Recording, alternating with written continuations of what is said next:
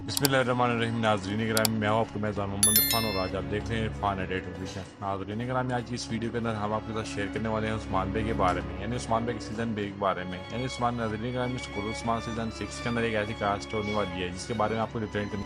अगर आप हमारे चैनल में नए, चैनल को सब्सक्राइब कर लें, बेल आइकन को लाजमी प्रेस कर लें, वीडियो को फुल वॉच कर लीजिएगा। नाज़रीन ग्रामी, आज हम उस किरदार के बारे में बात करने वाले हैं जो कि एक फेमस करेक्टर था, उसने बहुत से ड्रामों में काम किया।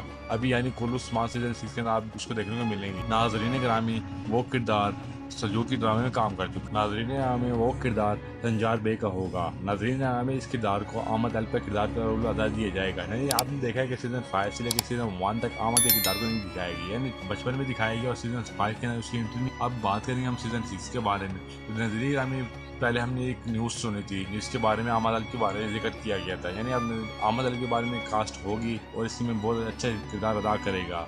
आप इसके बारे में, आप इस किरदार के बारे में आप लोग क्या रहे हैं, मुझे कमेंट सेक्शन में लाजमी जवाब दीजिएगा। और अगर आपको हमारी वीडियो अच्छी लगी, वीडियो को लाइक करिएगा और हमारे मज़ीद ऐसी वीडियो देखने के लिए हमारे चैनल को सब्सक्राइब कर लीजिएगा। आज की वीडियो इतनी ही है।